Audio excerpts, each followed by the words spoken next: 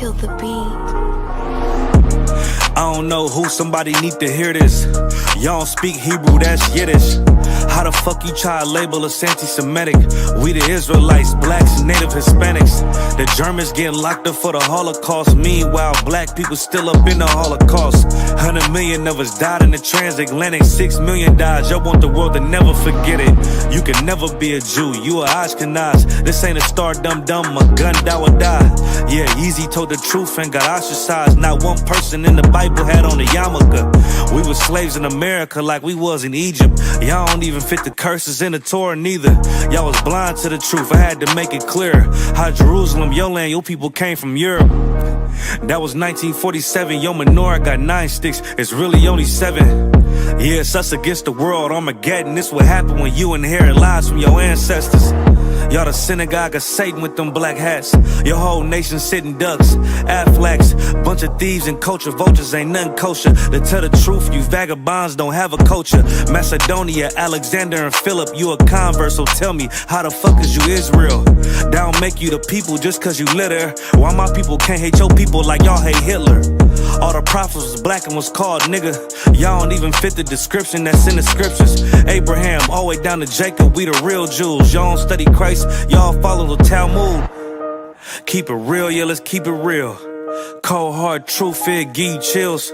Say y'all Jewish cause y'all ain't really them. About to do them like Hammond, this the Feast of Purim. UPK undefeated, this an easy win. We was born fighting, y'all the evil twin.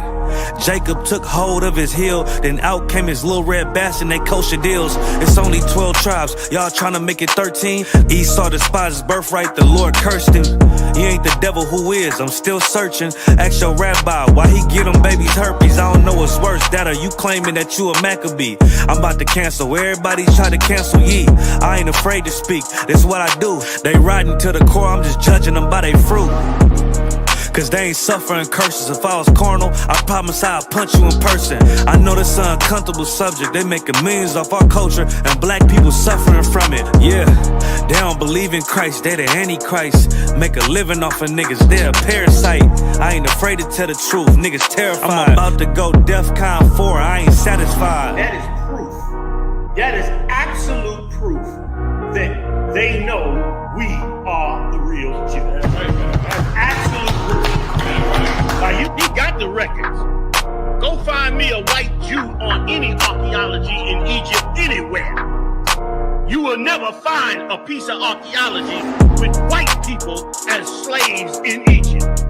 So don't tell me that they were slaves and it's their identity, and they know it.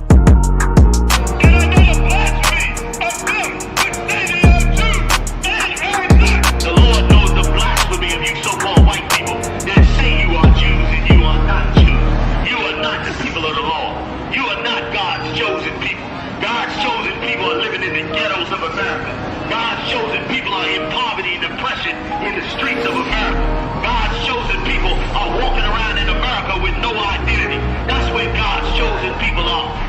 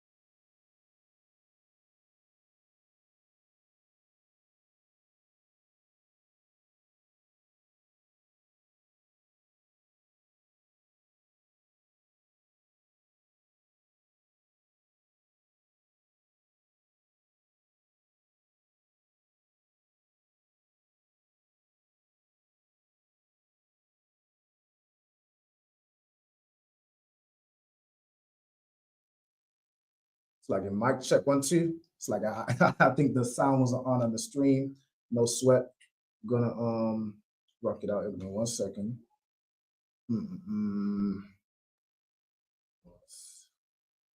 1 second. One more thing. All right. Let me know if the sound is too wild now. All right. You know if the sound is too wild. Let's see. All right, the sound is too wild. All right, Salaki.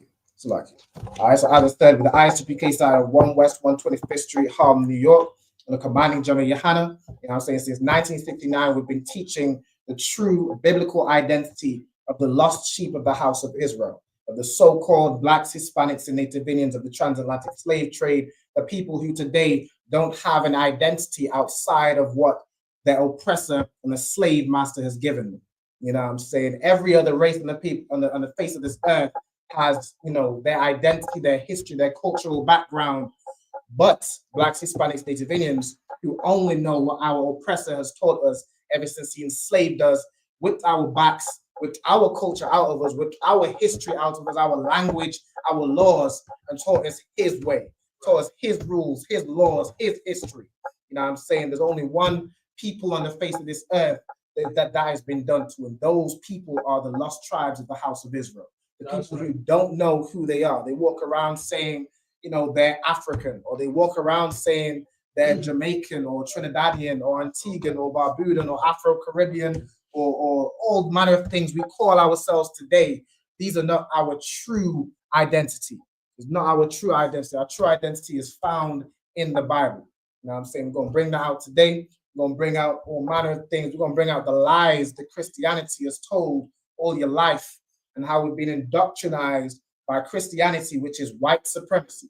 You know what I'm saying? We're going to bring that out. The first thing I'm going to teach y'all is the true, you know, part of the true reputation of Christ. Everybody claims to know Christ and teach Christ, and, you know, they have this personal relationship with Christ. You know what I'm saying? But they think Christ was all kumbaya, Christ was soft-spoken, Christ was, you know, some old Edomite as well, so a so-called white man. Christ, first and foremost, was a black man from the tribe of Judah. He was a dark-skinned black man with woolly hair. That's right. Right? But another thing about Christ was not all kumbaya. Christ did not teach love everybody. Christ was not about the whole world. He was about his people. You know what I'm saying? Matter of fact, before we get Matthews 10, give me Matthews 1 and verse 21. I'm going to read Matthews 1 and 21. We're going to read the people in the Bible who Christ came for. Because the Christian church will tell you that Christ came for everybody. Christ came for all nations. We're going to read it in the Bible. All right, Matthew 1 and verse 21. Matthew chapter 1, verse 21. Mm-hmm. And she shall bring forth a son. And who is it talking about? It says she shall bring forth a son. This is referring to Mary. All right, everyone knows about Mary, the mother of Christ. You know, they think that even they teach Immaculate Conception that Mary had a baby without Joseph. Right. I'll tell you one thing off the bat: a woman cannot have a child without a man. That's right. Mary is Christ's mother, but Joseph is Christ's father. You know what I'm saying? It's about time we start giving respect to black fathers. You know what I'm saying? They always love to diminish a father in the household, especially a black father. Right. We're going to give respect to Joseph. You know what I'm saying? So first and foremost, she shall bring forth a son. The she is Mary, and Joseph is Christ's father, not some, you know, mystical angel. You know what I'm saying? Christ had a physical father the same way all of us have physical fathers. We're going to get that a little later on too. Let's carry on in Matthew 1 and 21. And thou shalt call his name Jesus. And I shall call his name Jesus, which in the Hebrew is Yahawashi, translated he saves, or he is a savior. All right, read on. For he shall save his people from their For sins. he shall save who? His people. For he shall save his people from their sins. It didn't say he was going to save the whole world from their sins. It said he was going to save his people. And who is Christ's people? You could tell me. Who is Christ's people? If I, like, for example, if I say, I've come to Leicester here for my people, who am I talking about? Black people. Black people. I've come for my people. I've come for the people who are of my nation. Christ came to save the people who were of his nation. If anybody knows anything about the Bible, Christ came from the tribe of Judah. He's a descendant of King David, who was a king, you know what I'm saying, from the tribe of Judah. His people would be the Judites, the people of Judah, and his people are also all the nation of Israel. All right, we are one people. We come from a man named Jacob. Jacob, who had 12 sons. Those 12 sons went on to become the 12 tribes of Israel, Judah being one of them. All right, so Christ came to save his people, right? Read them. So good. Oh, you mentioned Matthew 15 and 24. Come, we're gonna get that in just a second. Khan. Now all this was done that it might be fulfilled, which was spoken of the Lord by the prophet, saying, I think that's all I want on that verse. So Christ came to save his people. I jump me to Matthew 15 and verse 24. All right, this is going to also reinforce who Christ came for. Because again, Christ did not come for everybody. He didn't come to save the whole world. You know what I'm saying? Your Christian pastor has been lying to you for all your life. The Christian pastor tells you that God loves everybody so that you love everybody. Meanwhile, everybody does not love you. Right. No race on this earth has any love or respect for Black people, for Blacks, Hispanics, Native Indians. No nation, the Chinese, they come into your country and they come into Jamaica and they set up a road and they hire their own people. They don't hire Jamaicans, they hire their own people and then they charge Jamaicans to drive along that road. Right. The oppressor, I mean, you know damn well that he don't love you, enslaved you. You know, when you came over and you fought in his war, and then you settled in England, all they did was oppress you. They extorted you. They charged you extortionate prices for a room, the same way their people would get a whole house for that price. And all they showed you in England and in the UK is that they hate you. Right. You know what I'm saying? These East Indians who set up stores in your neighborhood and strangle your women in their hair stores, do all manner of things against those chosen people. There was an incident in Erdington the other day near Birmingham where there was a man who was being dragged out of his car by some East Indians over a parking space, and they kicked his pregnant wife in the stomach or in the back. These oppressors, these other nations, they don't give a damn about Black people, but we're taught to love everybody. No other nation, no other race is taught to love everybody. Right. They're always taught to love their own. That's why they even if they lie and tell you that they love everybody, in practice, you can tell that they don't. You can tell that the Chinese people love the Chinese people. They set up a Chinatown in every city in England and hire their own people. The East Indians and the Arabs and the Pakistanis and the Indians, they love their own people.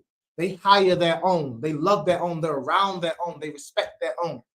The oppressor, good night, he loves his own people. Right. And he does not give a damn about Black people. He'll stop and frisk you, though. He'll stop and frisk you. He'll put you in handcuffs over nothing. He'll he'll pump guns and drugs into your neighborhoods and make you kill each other. He'll keep you poor, keep you out of education, keep you out of getting a job. So you have to turn to a life of crime to make money. That's what he'll do. But he does not, in practice, love everybody like he teaches you to do. Imagine he spits in your face and tells you to love everybody. Right. He spits in your face and tells you to love him. Right. He tells you to turn the other cheek so he can spit in that cheek too. That's your oppressor. That's these other nations. You know what I'm saying? We as a people, we need to know who we are. We need to be freed from the lie that God loves everybody.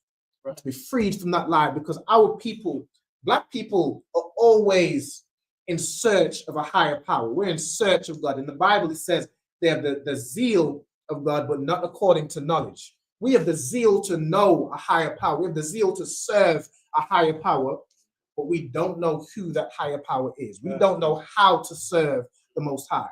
We've been lied and taught in Christianity that to serve God or to serve Christ, which they say is the same person, which is another lie. They say to serve Christ, all you have to do is say you believe in him. Mm-hmm.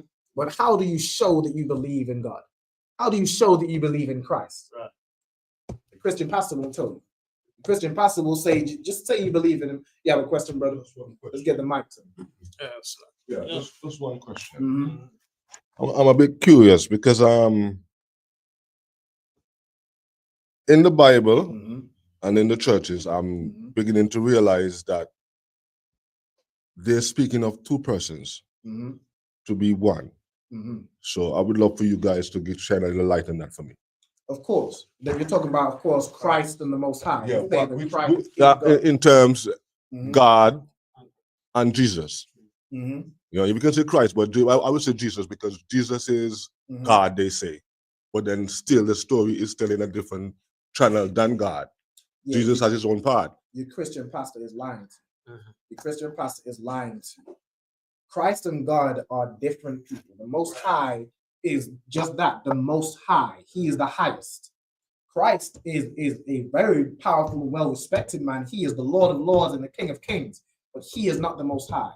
He serves the Most High. The Most High sent Christ to die for his people. There's a verse in the Bible where I'm gonna get that verse where Christ asked the Most High, because Christ did not, like any man, did not want to die. Right. Christ, the man, he lived his life. He did not want to die, but he knew that he had a duty. I'm gonna get that verse real quick. This cup passed from me. Give me 1 second. Get that verse. If you could get me, Haban, get me Matthew's 26, verse 39. Hold where you was at also. Right, Matthew's 26 and 39. Because Christ and the Most High are not the same person. That is another lie of Christianity. You'll find as we teach, as you listen to the ISUPK, that Christianity is absolutely filled with lies and hypocrisy. It's nothing but. Christianity is put in place, and they whipped our backs and taught us Christianity. It's put in place to keep us from actually finding the God. It's finding the Most High. It's to keep us from actually finding the truth about the Bible, because they act as if they teach this. It's all up in the Christian church. They act as if they teach the Bible. They don't teach anything in it. Right. Nothing. Absolutely nothing in that Christian church is in the Bible. They lie on everything. They lie on absolutely everything. But we're gonna get that verse for sure. Khan, Matthew chapter 26, verse 39. Mm-hmm. And he went a living further and fell on his face. And So this is when Christ is being oppressed. You know what I'm saying? Christ is being oppressed, and he's about to die. He's about to die. And he fell on his face. You know what I'm saying? Go on. and prayed, saying, And Christ prayed. Who did Christ pray to? Right. If Christ is God, then who is Christ praying to? Who would God pray to? Let's read on. Let's read who Christ was praying to. Khan, oh my Father. Oh my Father.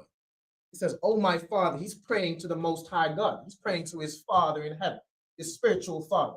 You know what I'm saying? As we read earlier, as we know earlier, Christ had a physical father, which was Joseph. But he's talking about his spiritual father. He's talking about the spiritual father of all Blacks, Hispanics, and Experience. Right. The Most High. You can't pray to yourself. It don't make sense. Christ did not have schizophrenia. Christ did not have borderline personality disorder. Right. You know what I'm saying? Christ was a man like you and me. And he had a father, physical father, and he served his spiritual father, the Most High. Read on. If it be possible, let this cup pass from me. Christ asked, if it be possible, let this cup pass from me. Let what's about to happen. Let the fact that Christ has to die for his people. Christ had to die so that you and I could live. So that you and I could live and have the chance to turn back to the Most High, even though we've been taught lies all our life. Christ had to die for us. But he is a man. Like any man, a man doesn't want to die. A man is not made to die.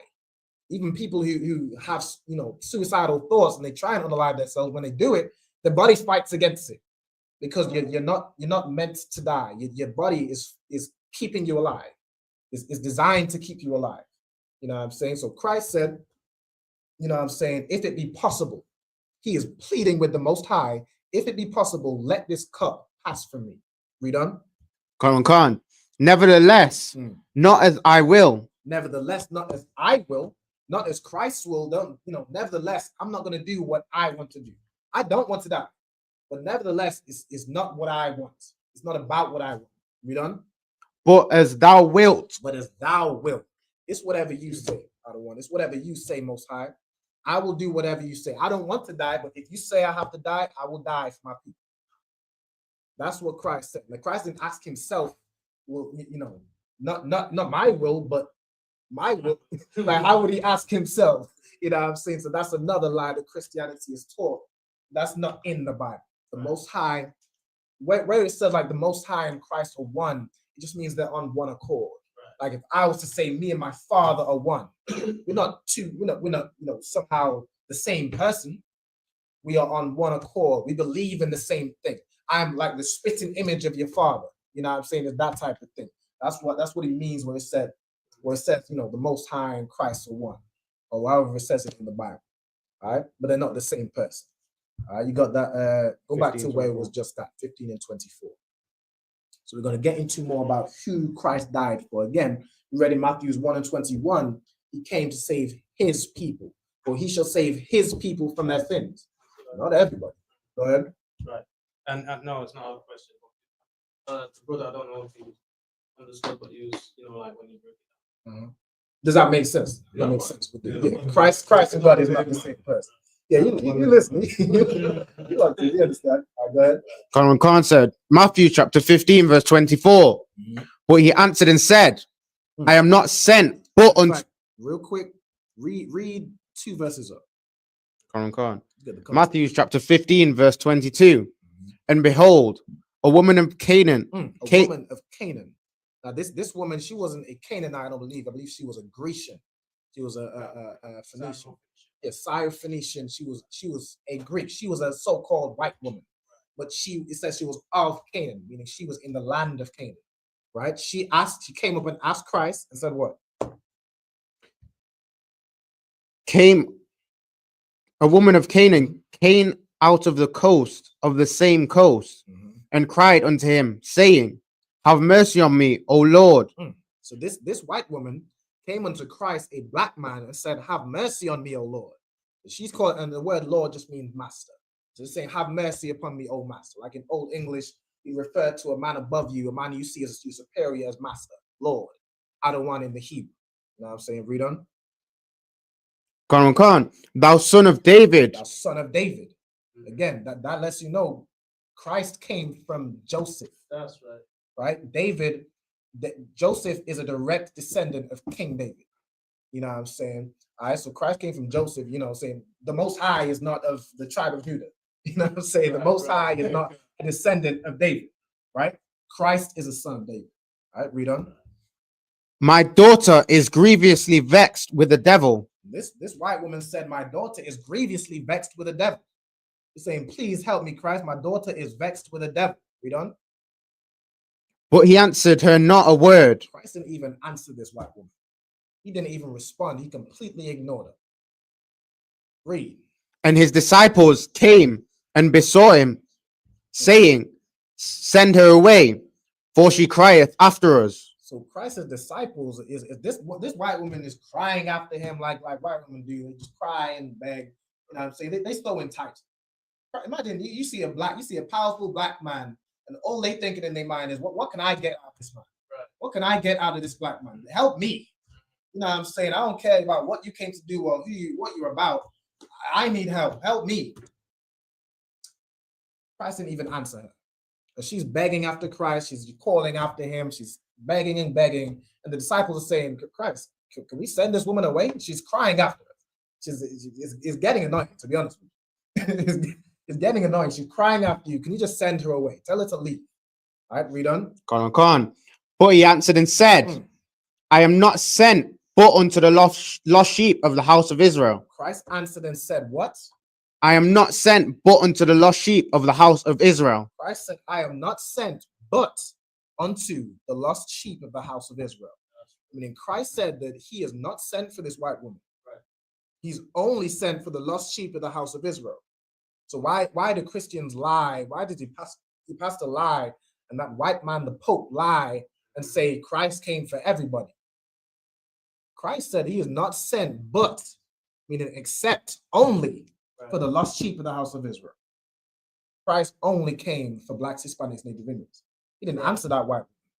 You know what I'm saying? That there's another verse where some woman who thought she was a Jew, but I think she was some Sumerian, some other race.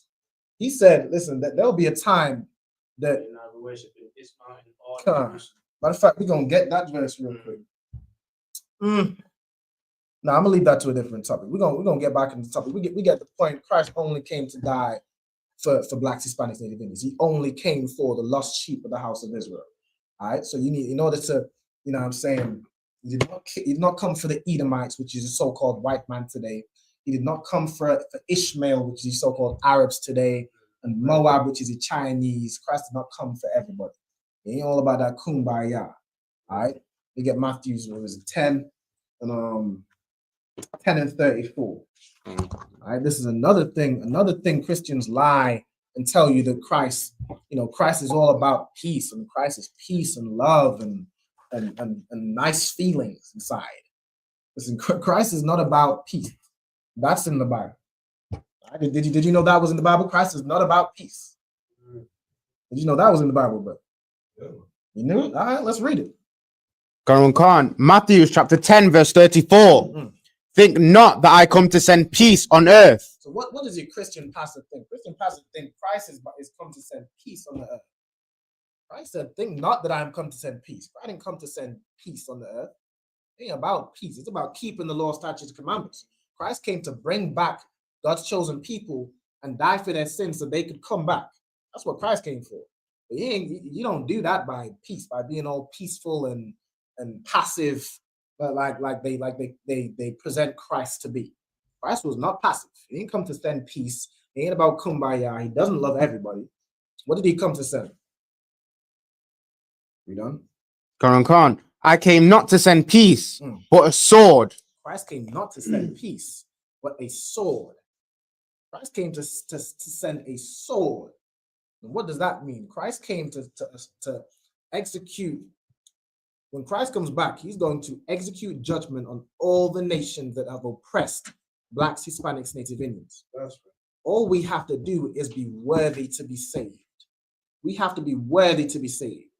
Christ came and died for your sins so that when you were born and your parents made you celebrate Christmas and birthdays, you weren't killed for that, because that in the Bible would be idolatry.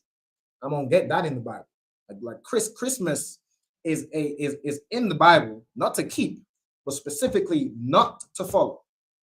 But because we're taught by Christians, which are white supremacists, and they are teaching us things to keep us further from our God, further from our Father.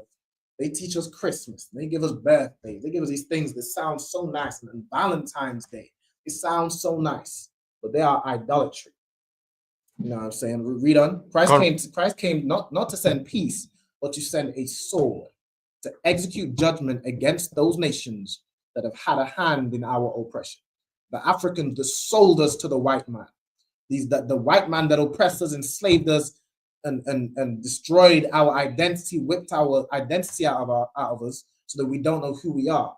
Lied on Christ and said that Christ was a white man, painted his face as Caesar Borgia, which is some homosexual and incestuous white man, some Roman. Imagine Christ was killed by the Romans.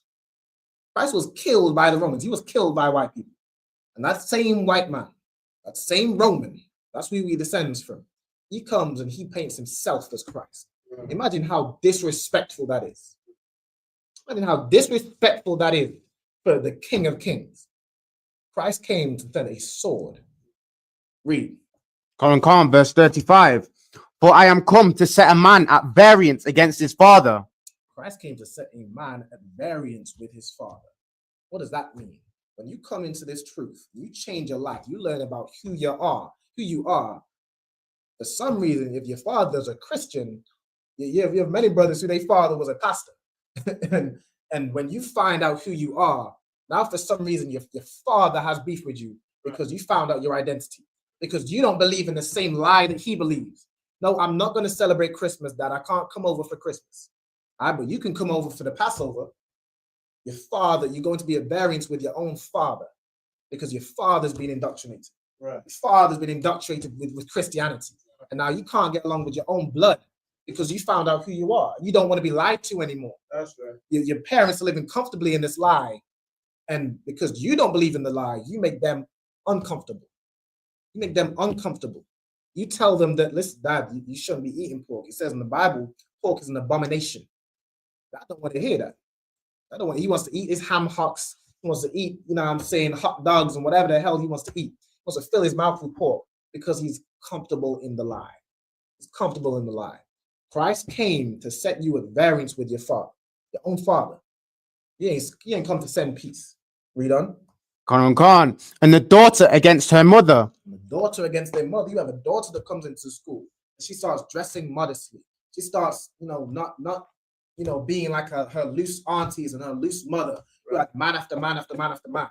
You have this woman that decides to have one husband, and stay with him. And for some reason, the mother who is jealous of the daughter, because that daughter has a man that loves her and is going to stay with her for the rest of her life. The daughter is now various with her own mother and her aunties and her cousins. Well, why you don't want to come out? Girl, you're no fun. You're this, you're that. You're a prude or whatever. Why are you dressing like that? You a pick-me. That's another thing. They call a woman who wants to please her husband, they call her a pick-me. That's a good woman.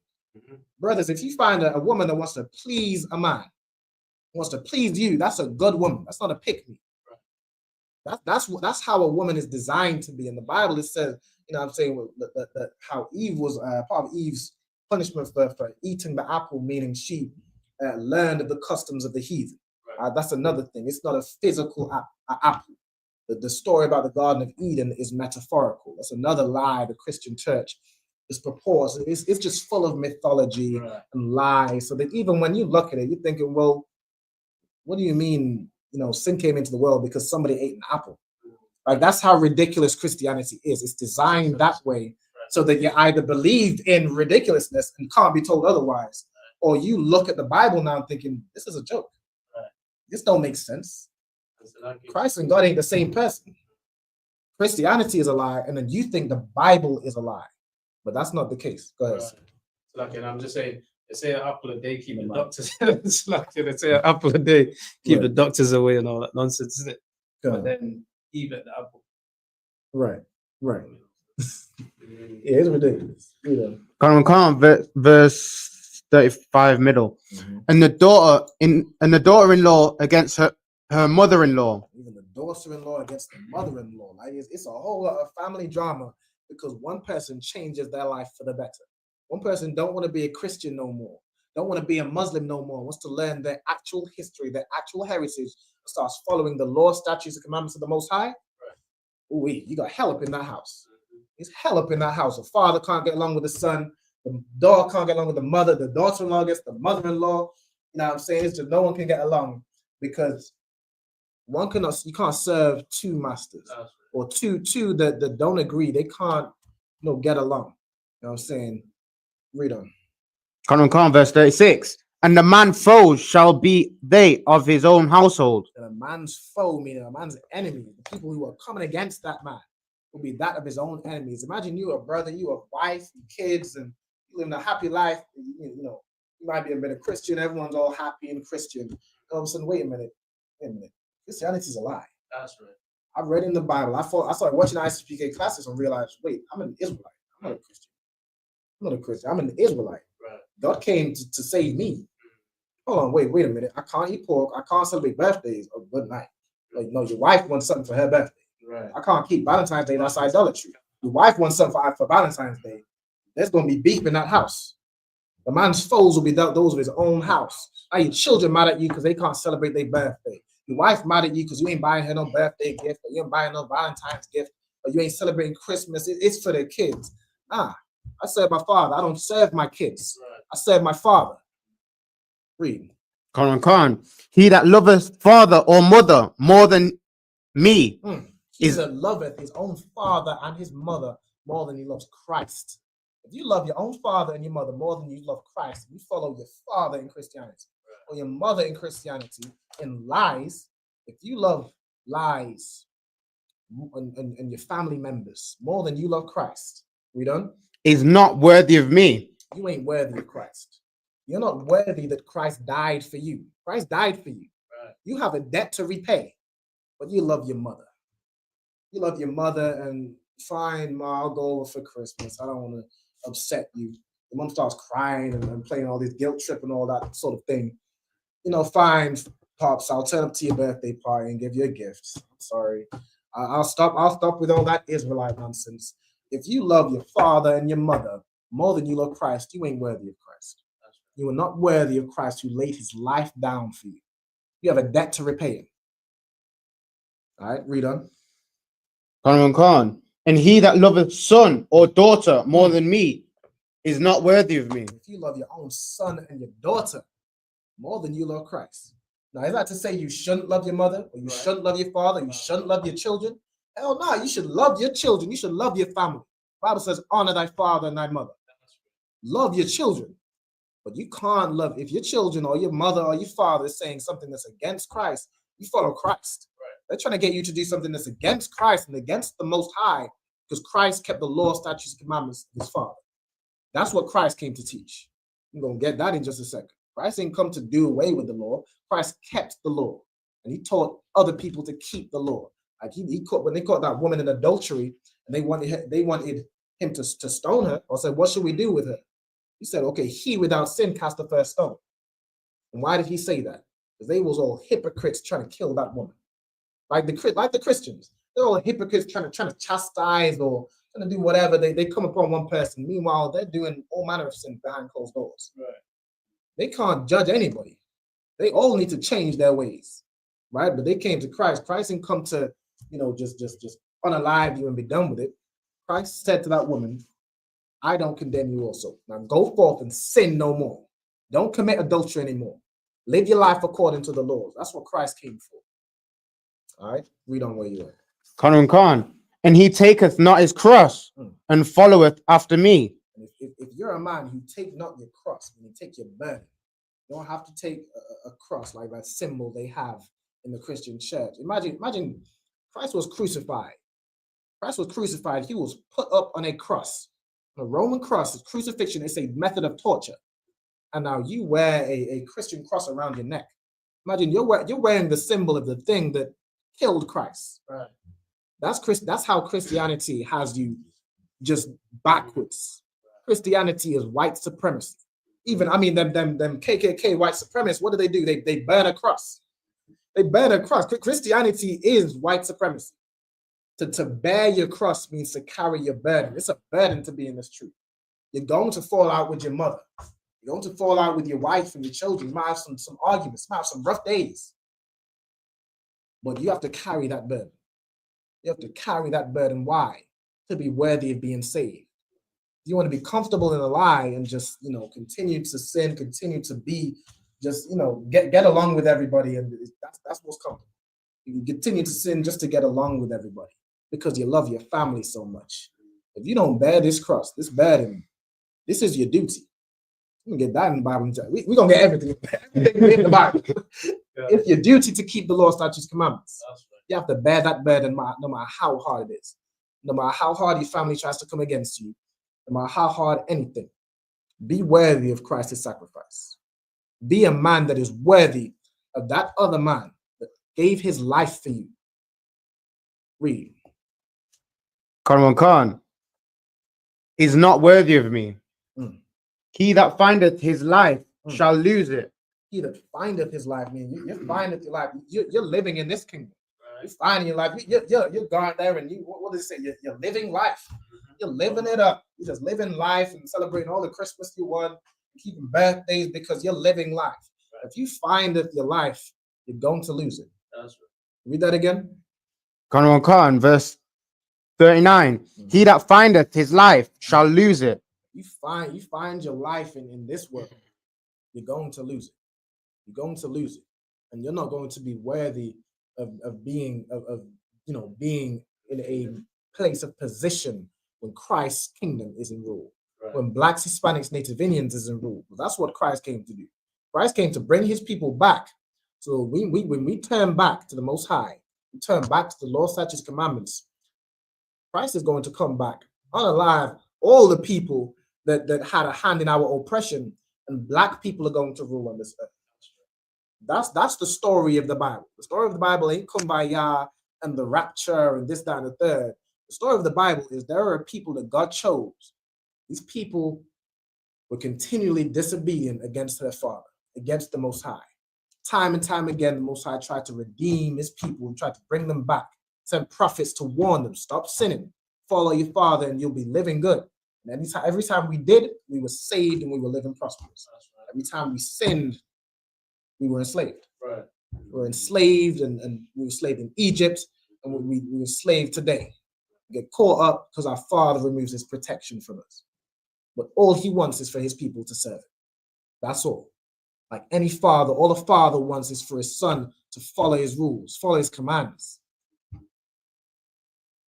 That's the story of the Bible. When we follow our Father, when we follow his rules, he will set us up as the kings on this earth. That's right. He will set us up as a king on this earth, and Christ will be the King of Kings. Right. You know what I'm saying? Christ will be the King of Kings because he sacrificed himself for you. You're the reason you could turn back to your Father now. All right? You had a question? Or I'm good for it. No, sir. Go ahead, bro. Khan. And he that loseth his life for my sake. He that loseth his life. He that loseth his life, meaning you ain't so-called living life. Right. Like everybody else wants to live life and be a whore and shake their ass in the club, or sleep around with just everybody. And that's apparently living. Apparently living is just eating whatever the hell you want to do, sleeping with whatever you want to sleep with, and just getting diseases, smoking all manner of weed and drugs and getting brain damage and lung cancer. Apparently that's life. Right. If you lose your life for Christ's sake, you lose that life. What you thought was life, you lose that. These laws, you lose your life for Christ's sake. Read on. His life for my sake shall find it. You shall find it. You shall find life. You lose the life you used to live, but you find actual life. These laws, statutes, commandments are actual life. In the Bible, it says, I've set before you life and death. These laws, statutes, commandments are following after the other nations. Right. You can either choose life or you can choose death. Right now, we're choosing death and we're dying every day. We're dying in the abortion clinics. We're dying in gang violence. We're dying in drug overdoses. We're dying from lung cancer and gout and all dietary, illnesses. From the knife crime, gun crime. We're dying from just being oppressed by police brutality. Right. We're dying from all manner of things. We're dying from starvation and the poverty we're in. That's right. We're dying all over the world. It's time we chose life.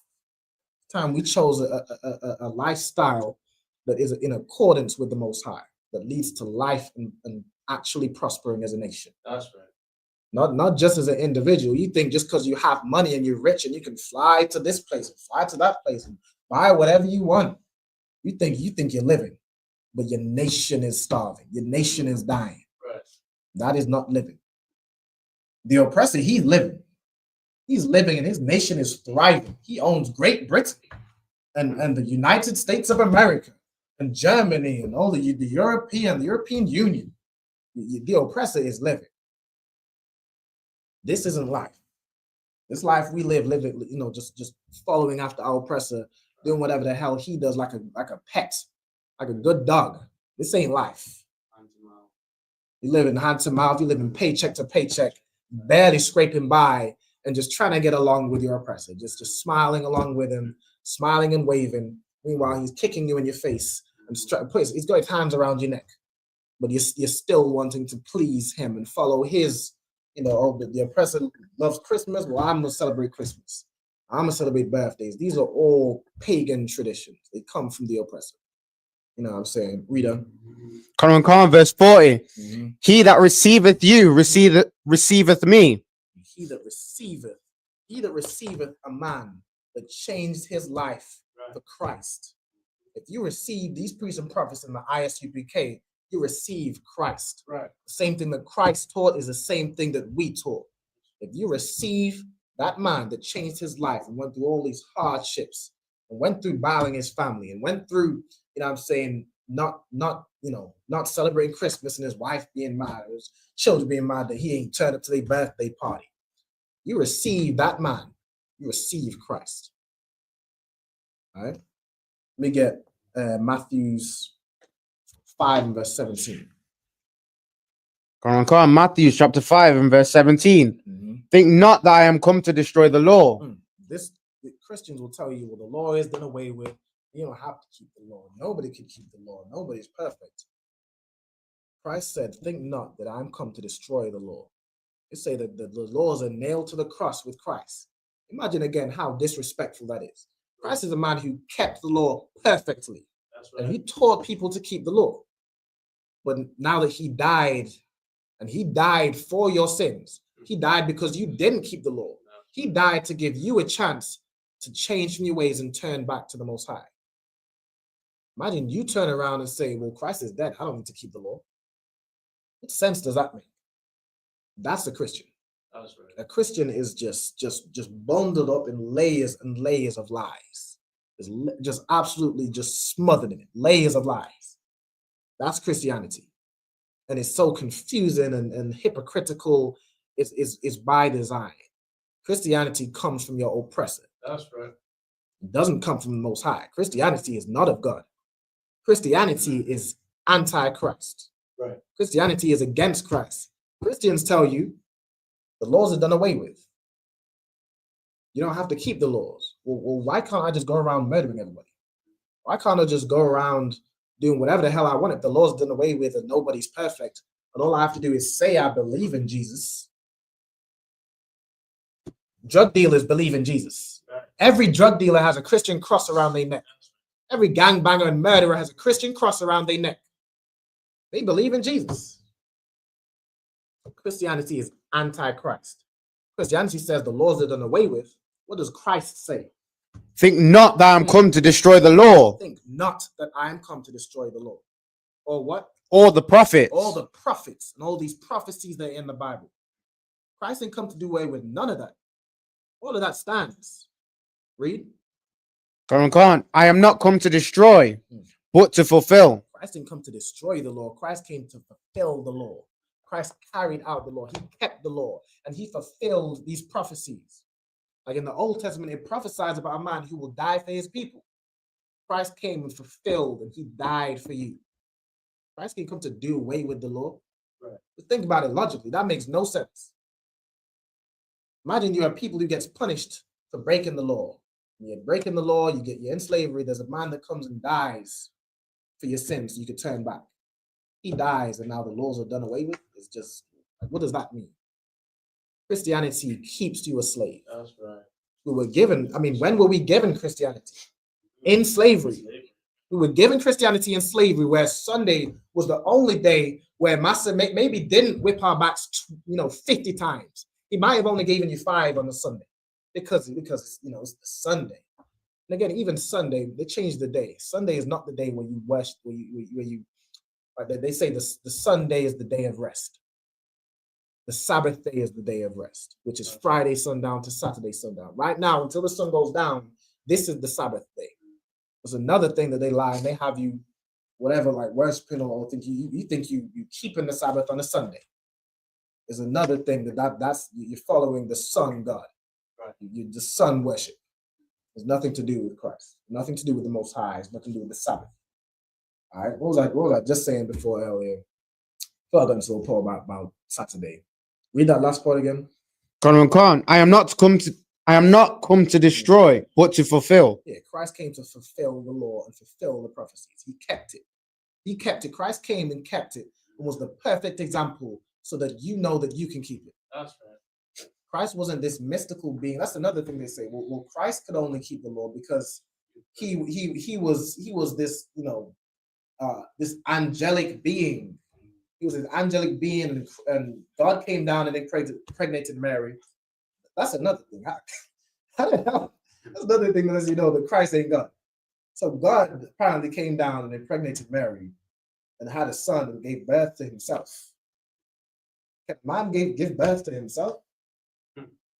Again, Christianity is absolutely ridiculous, and we will defeat and just destroy the lives of Christianity every day of the week. Right. Until my people stop believing in Christmas and stop believing in good old white Jesus and white supremacy, I will keep destroying Christianity.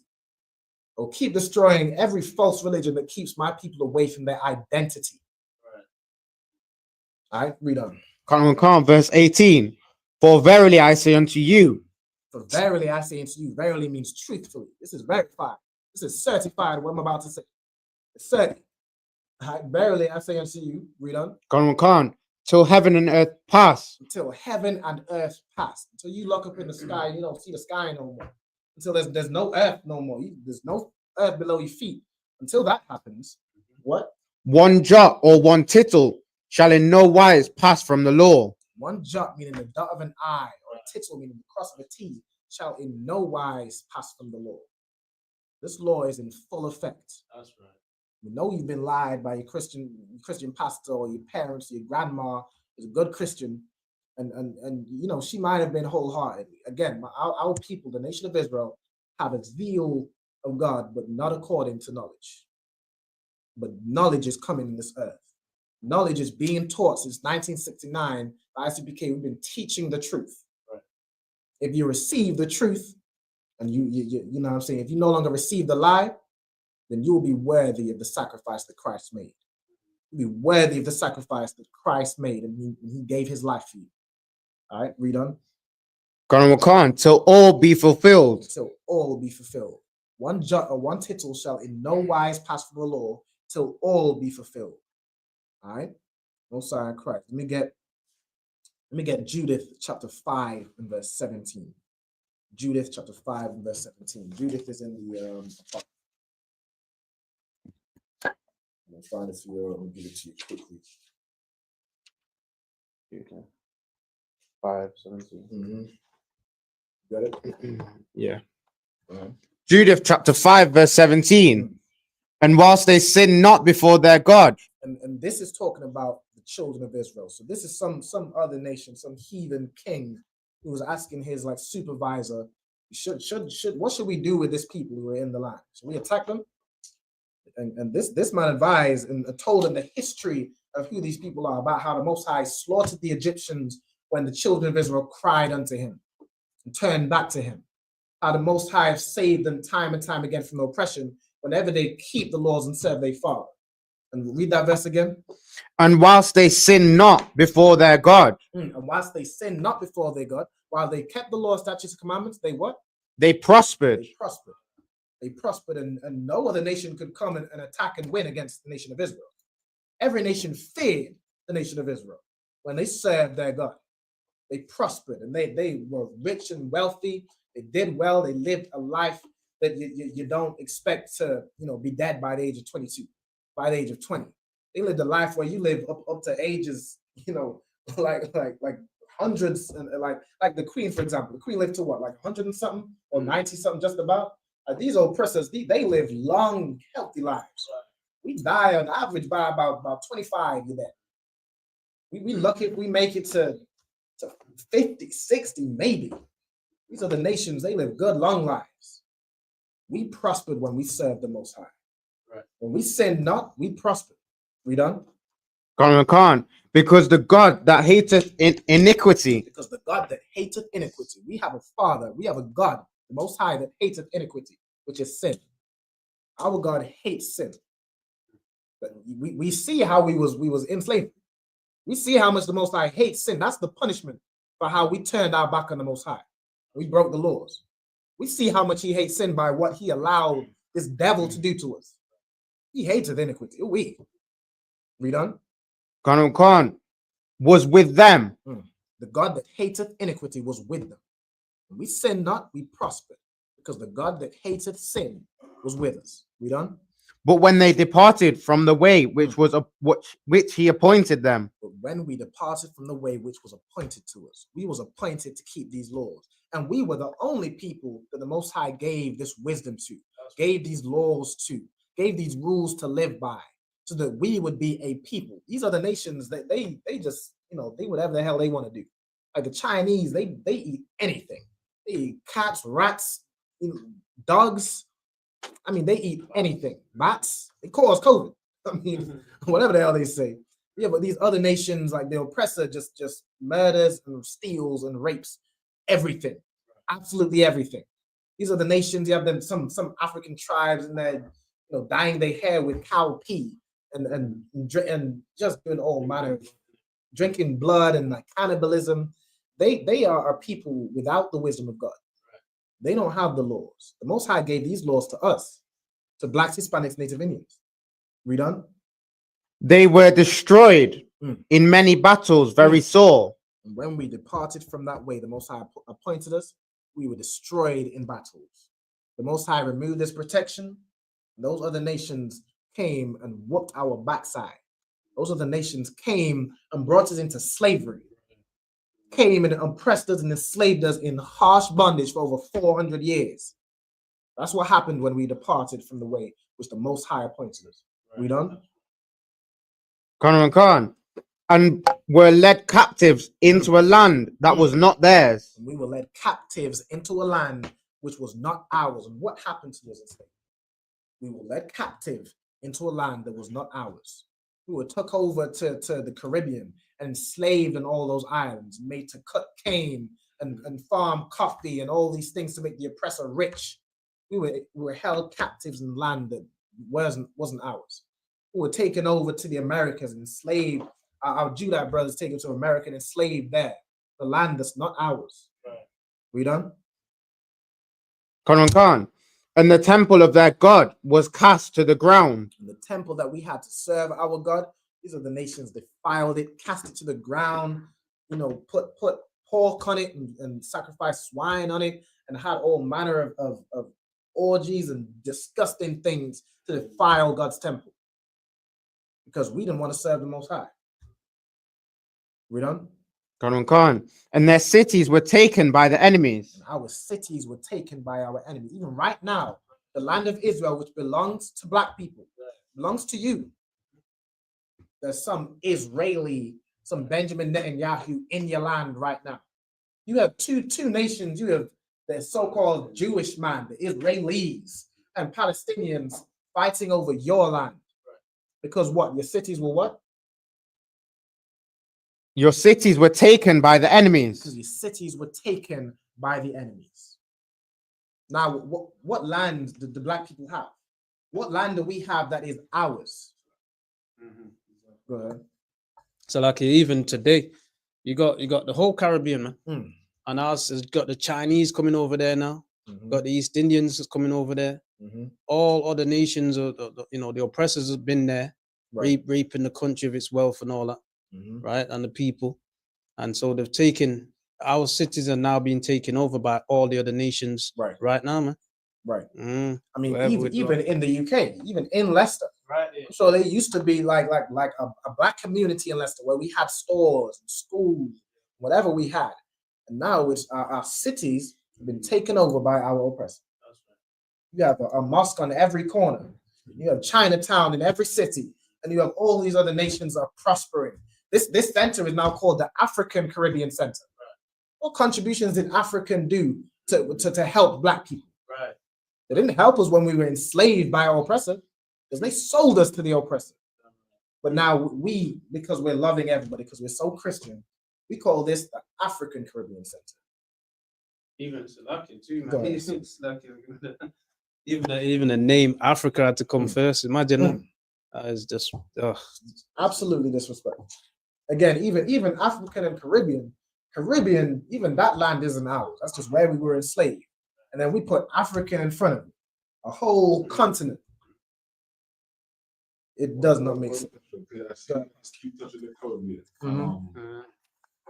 I happen to know a little bit of history. I don't want to cut you short. No, go ahead. But at the time when they brought the slaves with Columbus and whatever, they met people there. Yeah. We had the Carib and the Arawaks living in the Caribbean on certain of the islands. So they eradicated those people and brought our ancestors there to do the work. Yeah. You know what I'm saying? So that I'm just to correct you with that. They met somebody there. There wasn't an empty island. People was already on that land. No, the white man doesn't care whether the land is empty. There was people already. The white man. People don't even know. Yep, in the Caribbean and in the Americas also. They met them there. They had villages. They had boats. They had villages. They had so much different things. And they took that away, bring the blacks in, gave them the work, kill the Arawaks and the Caribs. Right. That was their work. They were Arawaks. They were, I think, Caribs. They're not black nor white. They're kind of more yellow, orange or some color. There was not much. They were brown. They were brown. They were just brown. They were just brown. That's but more straight hair and stuff like that. Yeah. So they are our people as well.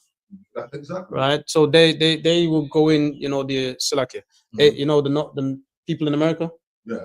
They just took boats and went over to the other islands. That's all they did over time, right? So these Caribs and Tainos, some of them are still there now, actually. Right? They wiped out most of them. Guyana, Mhm. you will find a bit of Caribs in the Guyana. I'm just saying they didn't wipe them utterly Completely, out. That's yeah, all I'm saying. So yeah. there's still From pockets, certain islands, they're completely from right? There's still pockets of them in the Caribbean, right? Etc. Trinidad, Right. still have those people. Right. Yeah. Still there, right? Almost our curse. Yeah, your president just goes around taking lands which are already, he discovered America. He discovered the Caribbean, a land that people already dwelt there, but his people weren't there. He discovered it for white people. He discovered, oh, this is another land where we can murder, kill, and steal and rape everybody. That's your president, and that's the man that is allowed to rule over us. Why? Because we didn't follow the path that we were appointed. Right. We didn't follow the path. We didn't follow the law, statutes, commandments. Now this devil, the devil that the Bible speaks of, rules over us, and he decides whether or not you get a job. He decides whether or not you get into this school and that school. He decides everything for you. He decides whether you live or die. The police just decide whether they're having a bad day or not and want to kill a black man. All right, read on. Quran, verse 19. But now are they returned to their God. But at this stage, we had returned to our God. That's right. At this point in time, where this heathen was being asked, we returned to our God. What did he say? And are come up from the places where they were scattered. And we had come up. The Most High delivered us out of the slavery and out of the places we were scattered and oppressed by these other nations. Like right now, we're scattered all over the globe. We're in the Americas. We're in Mexico. It's like North or South America. We're in the Caribbean islands. We're in England. We're in Europe. We're scattered all over, just oppressed by our slave master. You know what I'm saying? We're in Haiti. We're in France. We're everywhere. And this time, when we had turned back to our God, the Most High brought us from those places we were scattered. We can do the same thing today. Yeah, that's right. We can do the same thing again. That's what we work towards in the ISUPK. That we become a nation that turns back to our God. Turns back to our God. And that God does what? Read again.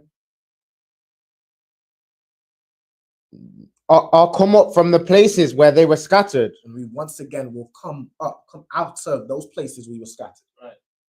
Out of the places we were scattered and enslaved and oppressed. And at the bottom of society in every place where blacks and Hispanics and Native Indians dwell. What is that? We don't.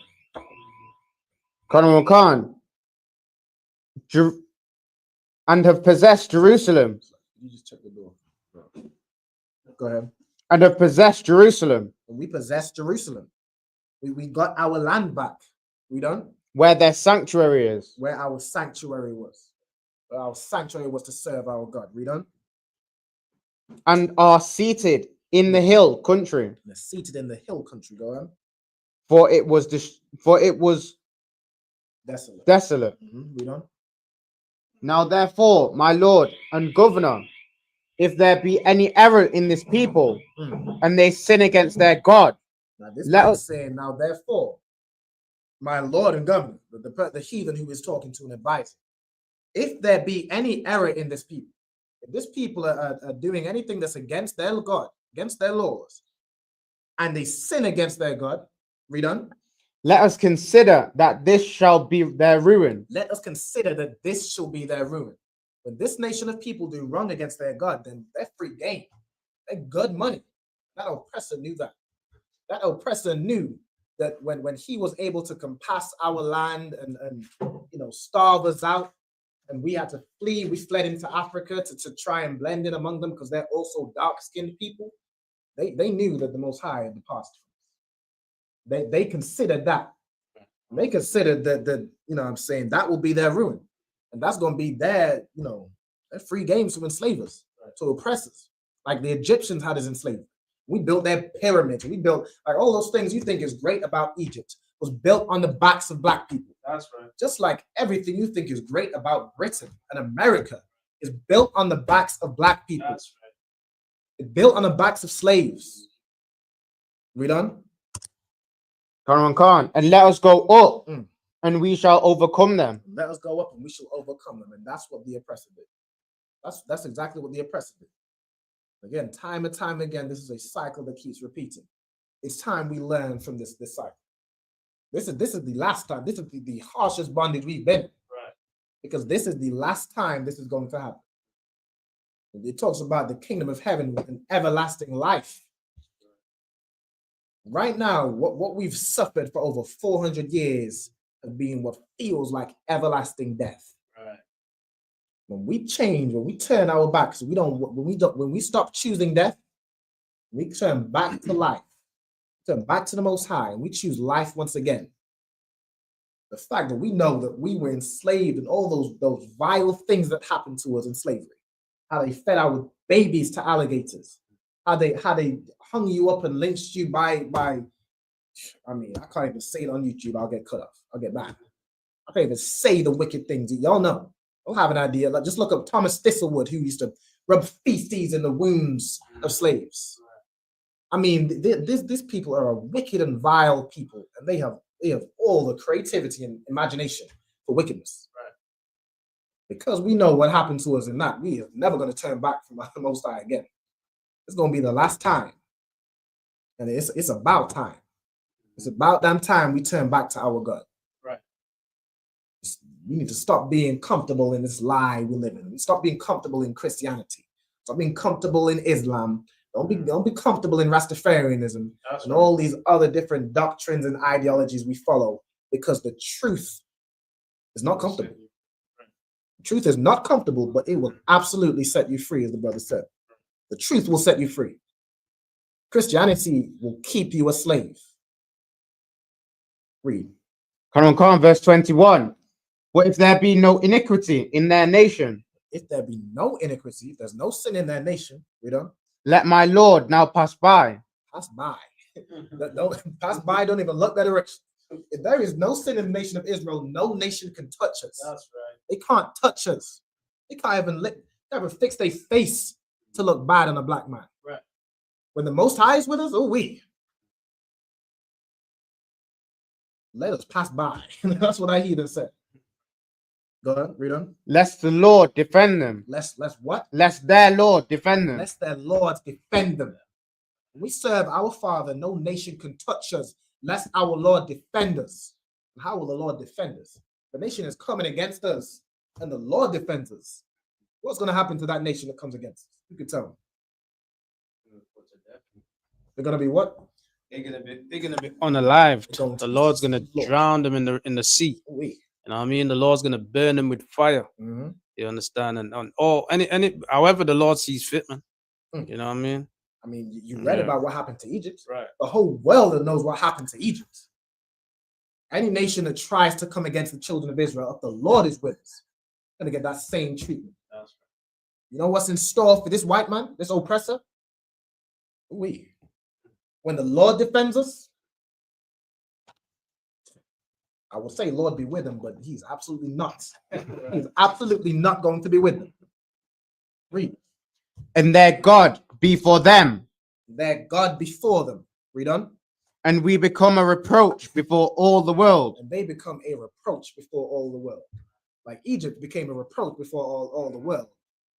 From the Egyptians, nations learned not to mess with God's chosen people. That's right. Don't mess with them if their God be with them. Right now, they know also if their God isn't with them, they can oppress us and they can enslave us, right, and they can do all the things they do today. God. So like, yeah, and that's why they put the guns in our neighborhoods, the drugs in our neighborhoods, give us bad food, bad all kinds of things, bad health care, bad education, right? They get the prison, or is it school to prison pipeline system for our people? Right. You know what I'm saying? They teach us their education, they don't teach us nothing, their history. I mean, are they conquered? But they don't teach us. We're not allowed to learn our history. You know what I'm saying? And all those things, man. They teach us their how they conquered and how well they're doing. All they can tell us is slavery all over again all the time. Every month, Black History Month. That's all we get. You know what I mean? I'm right. I'm right. Absolutely right. They keep us, again, they pump all manner of wicked influences on Black people. It's all they do. That's what they've been revived ever since they took the shackles off us because we were already, you know, even in the Bible it says he will keep us in what? Until he have destroyed. Let me get that verse real quick. Hold where you are. Hold where you are and get Deuteronomy 28.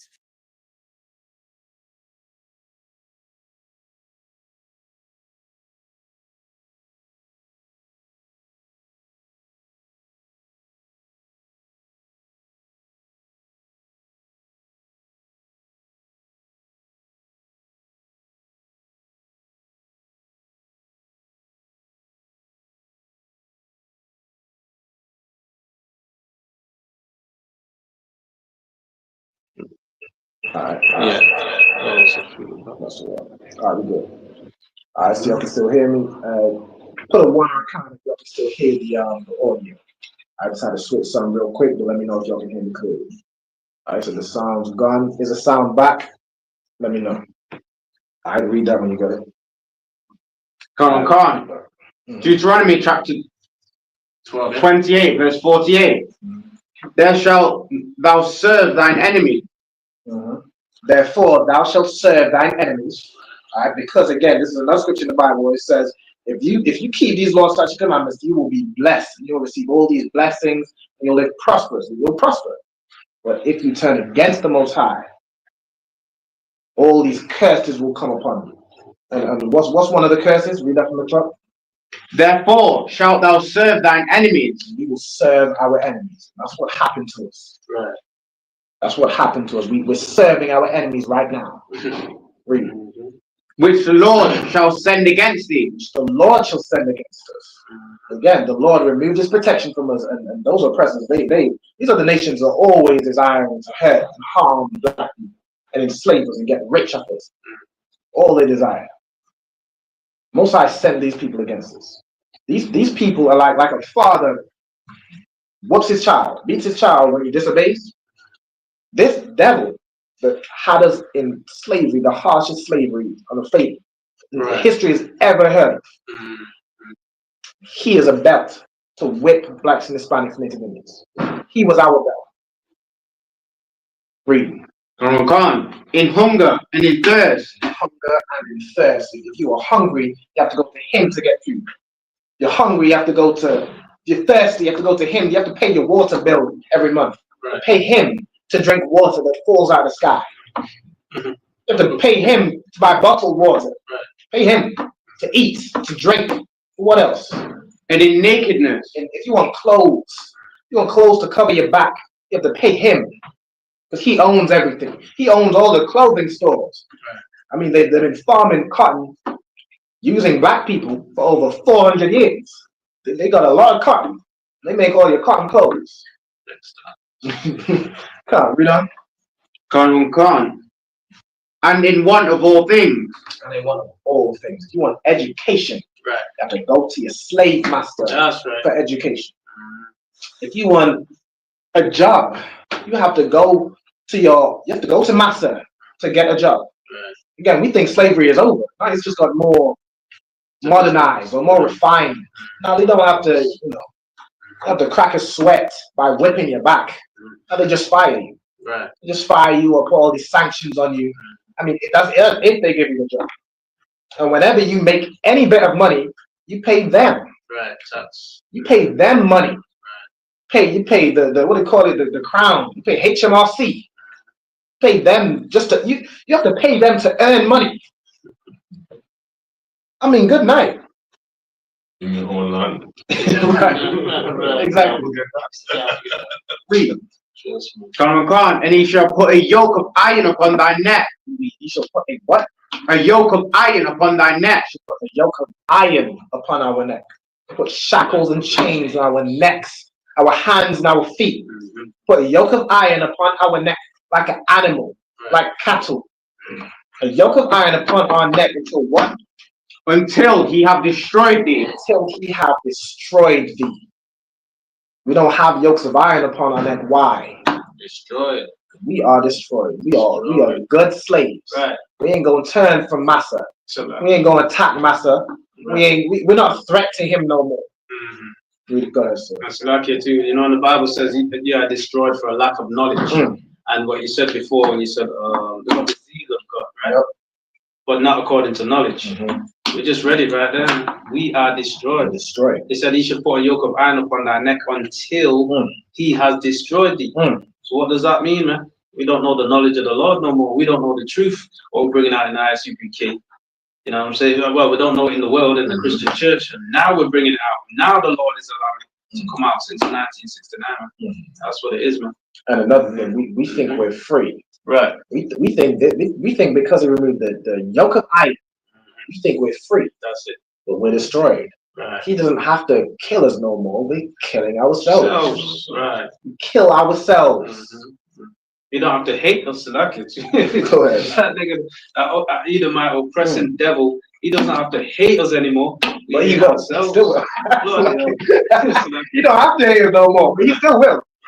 He's got us to hate ourselves. He's got us in this gender war where it's man against woman. Right. He's got us, a light-skinned brother beefing over a dark-skinned brother, or the light-skinned versus the dark-skinned, and the young versus the old. And this postcode against that postcode. Right. He's got us fighting each other. It's like it too for stretching it as well a little bit more, man. It's got these denominations: Jehovah's Witness, Seventh-day Adventists, Baptists, Methodists. You know, scattering our people up. Yep. Now you have two black men. One's Christian and one's Muslim, and they beefing each other. They're going at each other's throats.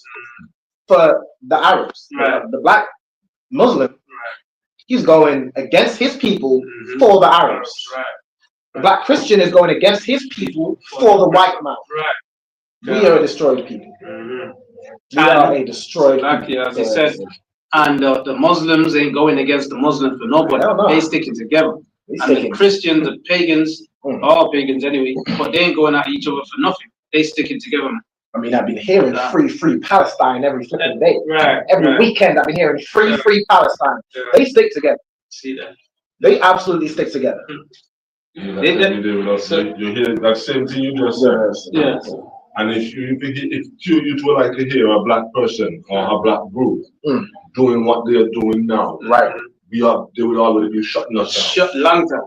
Forget shutting us down. They would be shooting us down. They would be shooting us down and they show rubber bullets.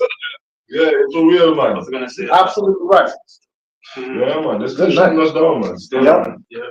That's fine. I'm in this country for like going on 3 years now. I've been in the country for 2 years now, right? And usually raising up in Antigua in the island. Also, like also real quick, brother. While we teach, it's Israelite custom to have your head uncovered. If you mind saying that. But hey, we brothers, man. We all got black hair, right? No sweat. I can Like in the Bible, it says, if any man pray or the prophesy with his head covered, he dishonoreth his head. The head of black people is Christ. Which is your locks or whatever we want to call it. No, you dishonor with your head, as in you dishonor your head, your leader, which is Christ. But I can't force you. Okay, we brothers. Yeah, ain't no sweat. But go ahead, do your thing. I just realized it's like it. Yeah, what I was just saying. I'm in this country going on 4 years now, right? Yep. Raising up in the Caribbean, we were taught to welcome the white man. Yep. How to put it? To welcome the white tourists or whatever they want. Yeah. So we build our economy on like tourism, welcoming them. Allowing them to think that they're better than us when we all the years of our life we have been living in paradise. Right. So now that I'm here now and I'm seeing what's going on now, it's the first place I've been to as so large. I've never been to America as anything. So you can say England is the biggest country I've ever been to. Outside Antigua. And when I look and I see all them mosques, and most of the churches that the white people proclaimed that was the gateway out for us. Because that's what I was told, that the church is the way out. Right. You know, here today now, which I've been following a lot of this because he usually send me and stuff. And you know, a few of the things on YouTube and stuff like that. I'll pick up. Yeah. I'm always on Black History stuff. Yeah. So I kind of resonate with that. But as a black person, something needs to be done now because we are experiencing a shift in this world. Certain knowledge that was kept from us from youth. You know, as they say in Antigua, we're not a reading public, and they are true. Because from the earliest, they made sure they taught us not to read. They didn't want us to read because they didn't want us to understand what's the true meaning of certain things. Exactly. You know? So, I mean, what are you guys planning to do? How are you guys planning to get the younger? Are you guys having a program set up to get them from the younger ones? Because obviously you can't catch the older ones because they're already gone. So what is your? I'm seeing two young guys there. That's what I'm feeling comfortable with. I'm going to be 44 this year. You understand? I mean, I look it, but I'm getting black there. don't crack. When I'm looking at my two boys now, what program are you guys planning to do now? What educational steps are you guys going to take along with yourselves and your other compadres to enhance this? Because I want when I come here, I'm supposed to see more black people. Well, that's the thing. Christianity. You know what I mean? You can't catch your own ones and then we can then go tie down. Yeah, Christianity is strong. And this life they push is fun, and being a drug dealer or a gangbanger is fun, and that's Christianity. We have a school in Birmingham. There's a school in Birmingham, 394 Lodge Road, B18 5PW. All Blacks, Hispanics, Native Indians are welcome. Every day of the week, that means Monday through to Friday, 7 till 9, we have classes where you can learn your history, you can learn the law, you can learn your language. And myself, I teach the Lashwan Kodash, I teach the Hebrew language. My brother over here, right here, my father right here, he teaches the brotherhood class. He teaches Blacks and Hispanics how to have brotherhood again. We have schools and we have brothers in different zones. How to expand this, we need brothers. We need brothers like yourself who see that something needs to be done in our community. That sees something needs to be done, and we need to reach our people, reach our young. We need to get this word out. That's what we do. That's why, I mean, I'm from Manchester. I'm from Manchester. I come all the way from Manchester down to the school in Birmingham through to Leicester. We do the work to get this word out to where our people need it. Go ahead, sir. Yeah. And these are my sons right here. Your sons? Yeah. Right? So I'm in the truth, they're in the truth. You say you want to bring, you want your sons or the new generation to change, you bring them right here. The Lord is raising. What age? Because the 8 and 10. There is no age. There's no age. To me, that's a good age to start. Yes, there's no age there. They can be born in the truth is even better, right? Growing them up in the truth. Now yours is what 8 and 10 you said, right? 8 and 10. They can. The Lord is the two brothers directly in Leicester right now. Ariella and Redaya Al. Right? And you again, you can be the third brother if you come and join the school. What this is raising up our nation. That's right. So as you're asking, what can we do? We can raise up the younger generation. The Lord is calling you to use you, this brother, and us. We come all the way from Manchester to help this brother raise up Leicester as well. Right. The headquarters, the head school in the UK is in Birmingham. But we're going all over London, Manchester, Birmingham, Leicester, Gloucester, we're everywhere. Right? And the whole purpose is what you just said, to raise up the younger generation. Most of the old ones are far gone. But they're not going to live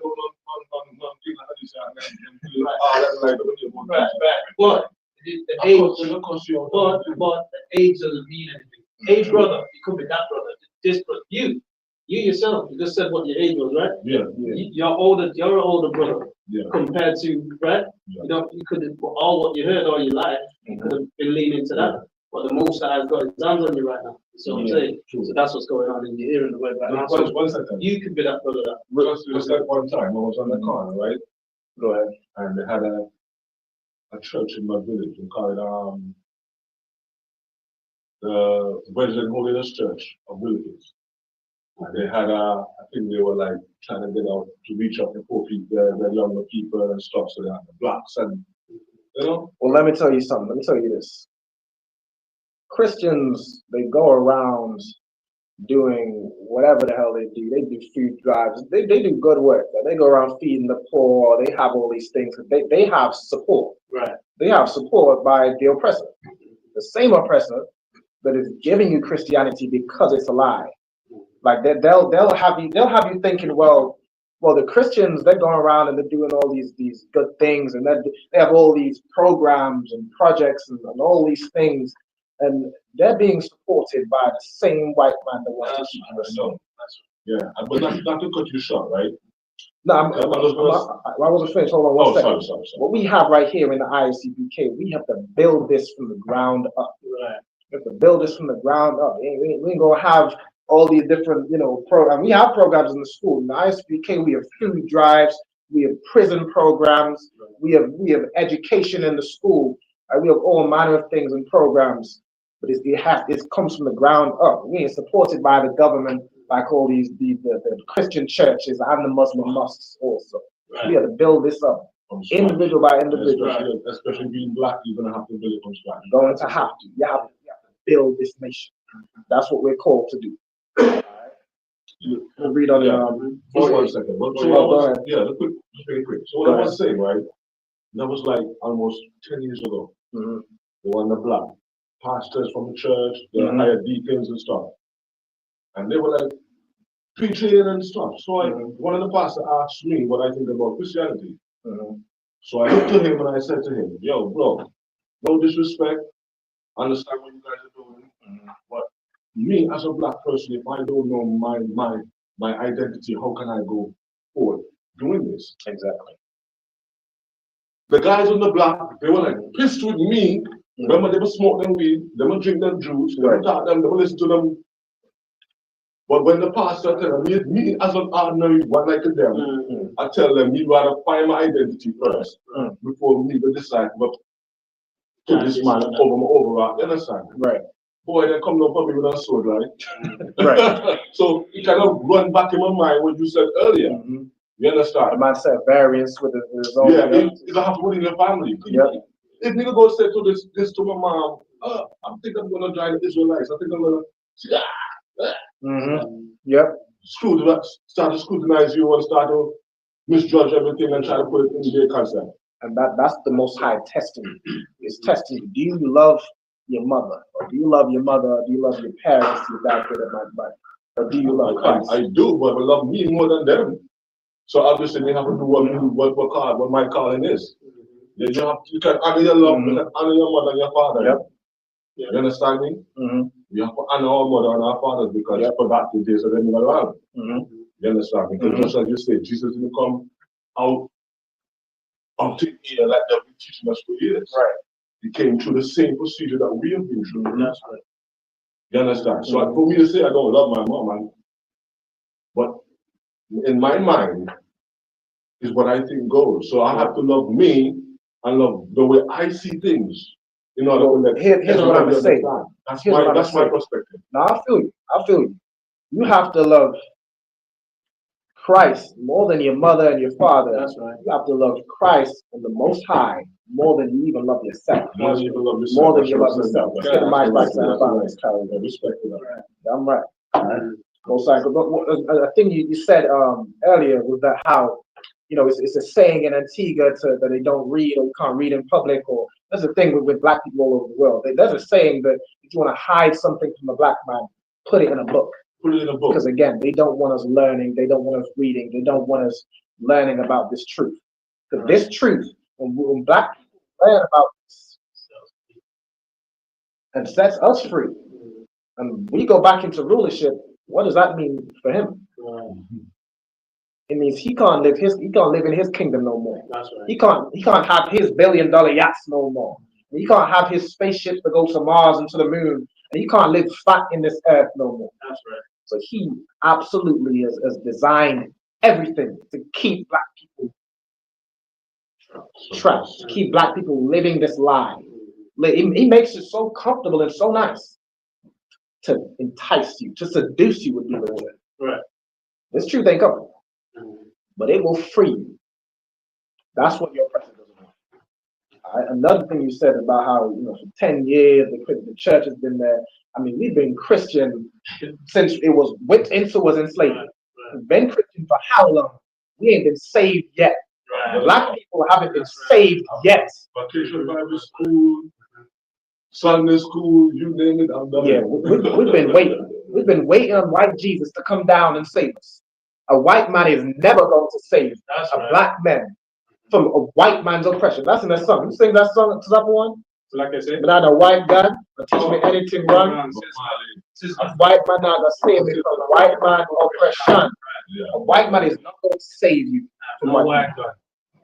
Because white people love white people. That's what other people be saying. They want to put a praise on white man when you look past your own. Yep. Oh yeah, the power. But some get think because they get what I'm realizing with the Christianity thing. What I'm realizing with the Christianity thing, right? Yep. It's a fashion thing. It's a statement. It's not really about what your inside desire goes to.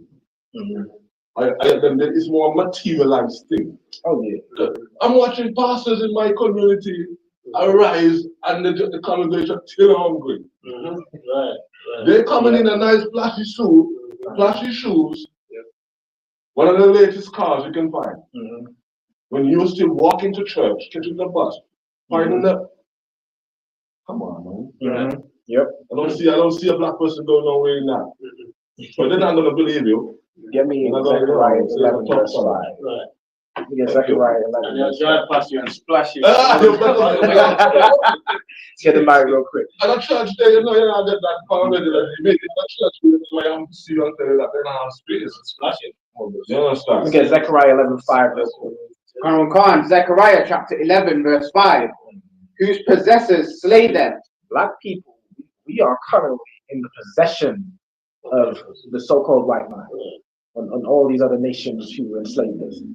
We were not enslaved even just by the white man. We're talking about the sub-Saharan slave trade. The Arab man, they enslaved us too. Right. Yeah. We are currently in possession, and our possessors do what?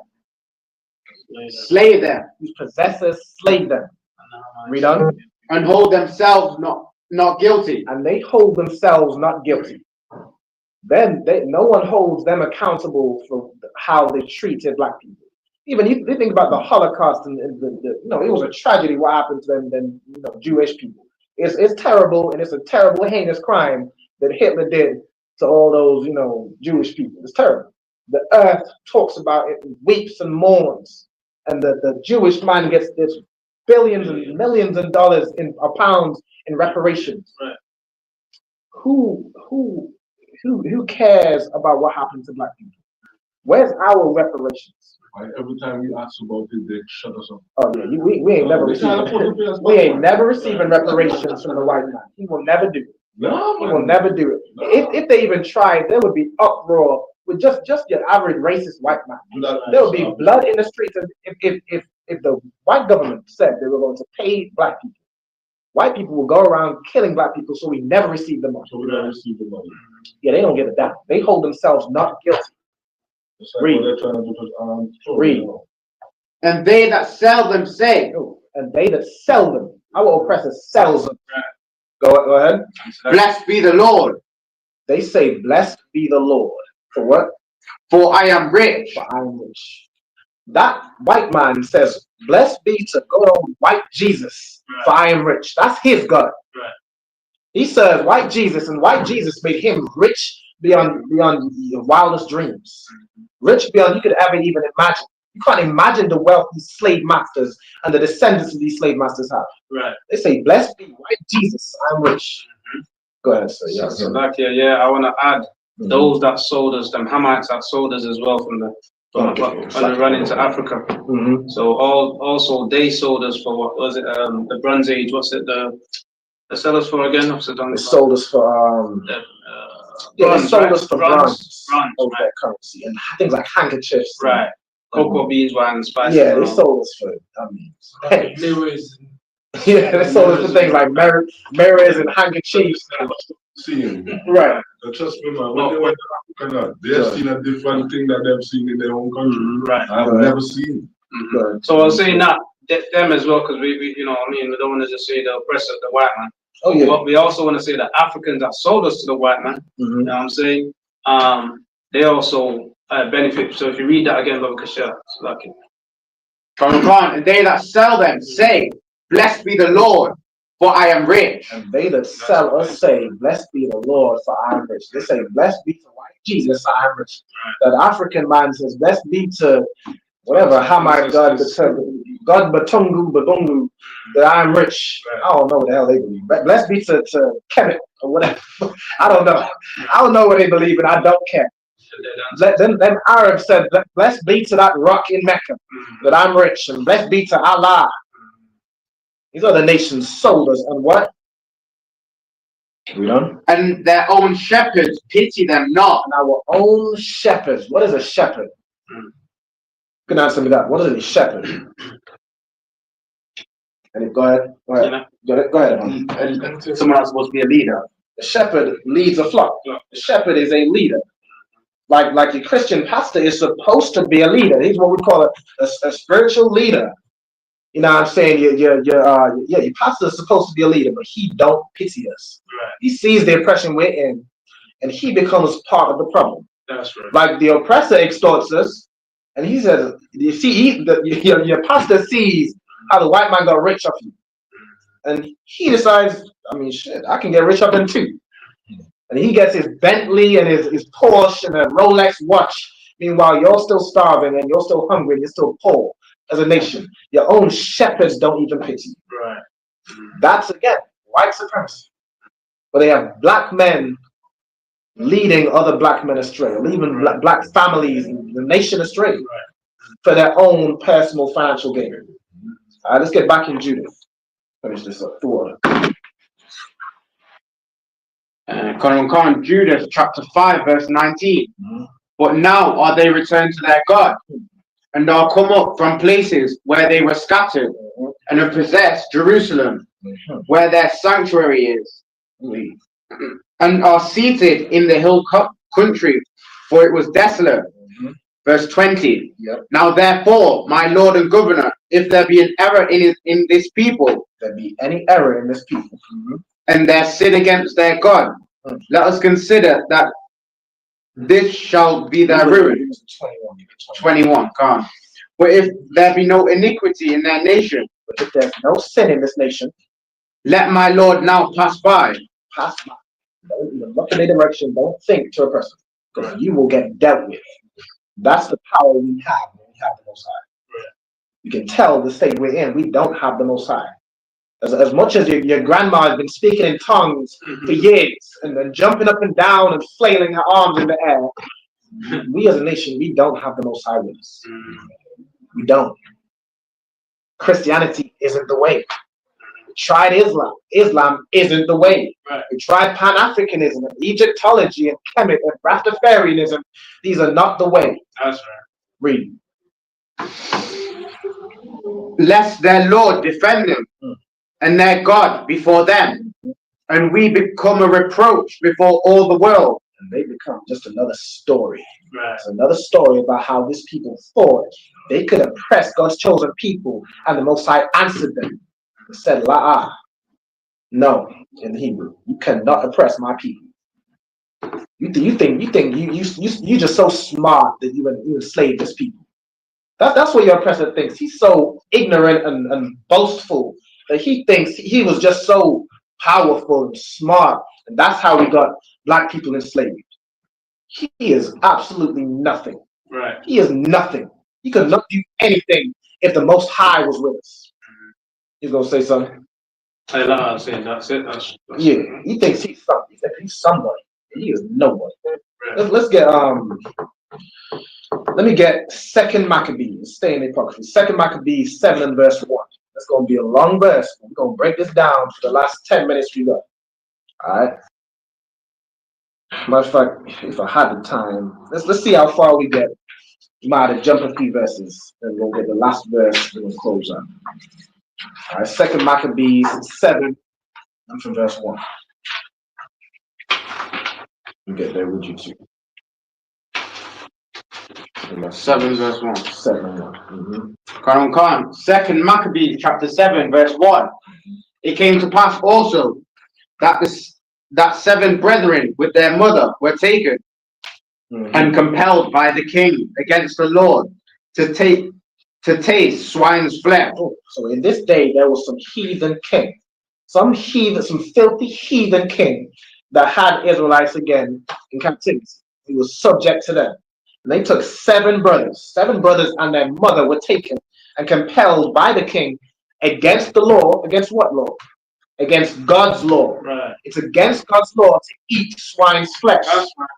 And this king, this heathen, tried to compel these brothers and the mother to eat swine's flesh. And were what? And were tormented with scourges and whips. And were tormented with scourges and whips. They were whipped and told, listen, if you eat this pork, just taste it. Eat this pork. Eat this pork fat. That's what they pushed us on in slavery. That's what they fed us with. Pork fat and chitlins. Absolutely disgusting things of an already disgusting animal. A swine. An animal that eats its own feces, eats its own children, and just eats anything. Right. They compelled you to eat swine's flesh and tormented you with scourges and whips, just like you're a person. Read on. Khan, verse 2. But one of them that spake first said thus. One of these brothers spake first. He spoke up. And what did he say? What wouldest thou ask or learn of us? So, what are you trying to do? What are you trying to ask? What are you trying to learn from us? What are you trying to get from us? To eat swine's flesh? You're trying to whip us and torture us to do what? To what end? What are you trying to accomplish here? Read. We are ready to die rather than transgress our laws. We are ready to die than to transgress our laws. Right. These brothers were ready to die than to eat swine's flesh. The Christian pastor cannot say the same. I mean, he's jumping at the opportunity to eat a ham hock. Right. I mean, even in Islam, they say, well, you know, that you can't eat pork, but if you're starving and you're going to die, you can eat pork. What did this brother say? Read it again. The courage of this brother. Khan, we are ready to die rather than to transgress the laws of our fathers. We are ready to die rather to transgress against the law of our fathers. Read on. Khan, verse 3. Then the king, being enraged, commanded plans and cauldrons to be made hot. And the king, who was pissed off, to say, who the hell are you talking to? He thinks he's a king, some big bad heat. He commanded pots to be made hot. He heated up a pot, a large pot, to burn these brothers alive. Read. Which forth being heated, he commanded to cut out the tongue of him that spake first. Before it was even heated up, he commanded to cut out the tongue of that courageous brother that spoke. He cut out his tongue. And then what else? And to cut the utmost parts of his body. And to cut the utmost parts of his body, his fingers, his hands, his arms. Chopped up his parts of his body while he was alive. Read. The rest of his brethren and mother looking on. With his brothers and his mother just looking at his hand. Looking at his tongue being cut out, his fingers, his hands being chopped off. Because this man loved the Most High more than he loved himself. Right. This courageous brother, we learn. This is the courage that we should learn from. We don't take anything from this oppressor. Not a goddamn thing. Certainly not his religion. Right. Not no pork, not no Christian, not no Christmas, not no birthday, none of his traditions. Take nothing from this guy. Have the courage that this brother has. You're not threatened for your tongue being cut out and your fingers being chopped off. You're not being threatened with that. So why can't you have some courage to not put swine's flesh in your mouth? Right. Read. Verse 5. Now he was thus maimed in all his members. He was maimed in all his members. His hands and his feet were maimed and cut off. Read. He commanded him, being yet alive, to be brought to the fire and to be fried in the pan. Good night. Read. And as the vapor of the pan was for a good space dispersed, they exhorted him one another with the mother to die manfully. And while that brother was being burned alive, hands and feet chopped off, they exhorted that brother for his bravery and his courage. With the mother to die manfully, he died like a man. That's right. But you take Christianity and you take Christmas and you still die. You die as a coward. Right. If you take Christianity and you take white Jesus, you serve a God of a man that whipped your back, fed your babies to alligators, you are a coward. It's cowardice. Right. There's nothing short of cowardice. Read. Khan, saying thus, What did they say? Read. the Lord looketh upon us, and in truth have comfort in us. The Lord's look upon us. The Lord's seeing what you're doing to us. The Lord sees it. And he has comfort in us that we ain't gonna turn on him. Read. As Moses in his song, which witnessed to their faces, declared, saying, and he shall be comforted in his servants. So when the first was dead, I'm gonna just paraphrase this verse. So when the first was dead, they brought the second brother, and they pulled off the skin of his head. They skinned his head, and they said, "Are you gonna eat before you get punished the same way and have your hands and feet chopped off?" And what did that brother say? Verse 8. but he answered and said in his own language, and said, no. He said, "La'ah," which means no in Hebrew. He said, "No, I'm not gonna eat this flesh. I'm not gonna sin against my God." Read. Wherefore he also received the next torment in order, and as the former did. He received the same thing his older brother did. Read. Khan. And when he was at the last gasp, he said, that thou like a fury takest us out of this present life, but the King of the world shall rise us up. He said, "You're angry and you're furious. You're like a fury. You take us out. You kill us. You do all these wicked, vile things. Your that slave master just thinks up and imagines the wicked ways he killed. It's terrible.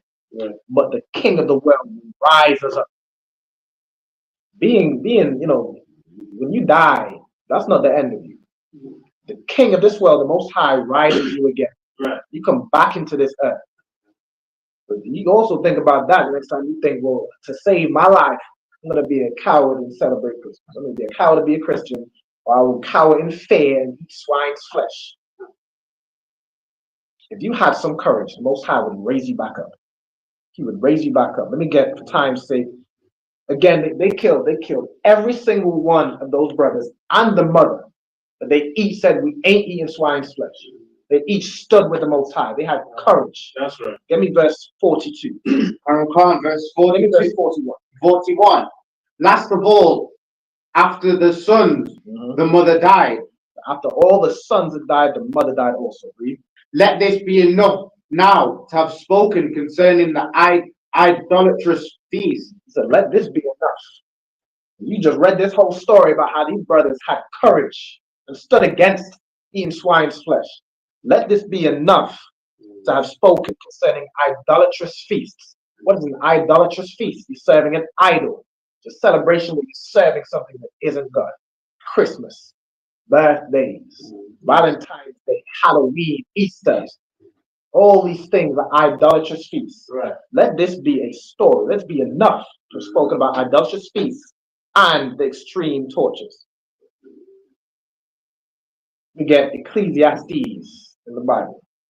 The last scripture I'm going to get times the Ecclesiastes 5, Ecclesiastes 12, and verse 30. You should have some courage in the nation of Israel. It's going to take courage. Right. But this devil, he is the devil, the Bible speaks of. He will come against you and he'll try and oppress you. But remember this, that the Most High is with you when you serve him. Right. The Most High is with you when you serve him. Read. Ecclesiastes 12, verse 13. Let us hear the conclusion of the whole matter. Let us hear the conclusion of the whole matter. What is the conclusion of all this? What's the conclusion of the Bible? What's the conclusion of everything? Read. Fear God. Do what? Fear God. Fear the Most High. And do what? And keep his commandments. Keep his commandments. All right. Don't be the conclusion of the whole matter isn't to believe in the blood of Jesus. and be a good old Christian. The conclusion of the matter is to fear God and keep his commandments. That's right. For this is the whole duty of man. But this is the whole duty of man. This is the whole duty. This is the reason Blacks, Hispanics, Native Indians were put on this earth. That's right. To fear God and keep his commandments. And with that, we'll pass the class over to Precinct Officer to Zappa1. You can close out with the announcements and the salute, brother. Clap it up, man.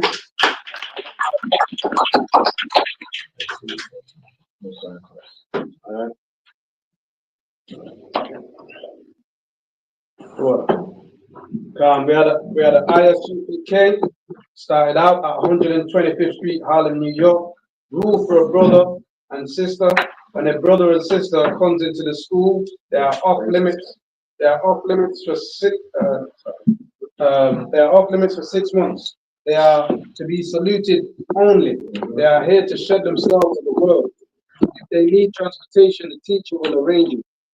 After 6 months, if a brother or sister have an interest in a particular person, he or she must get permission from the head to speak to a brother or sister. There's another 6 months in which the brother and sister will court each other.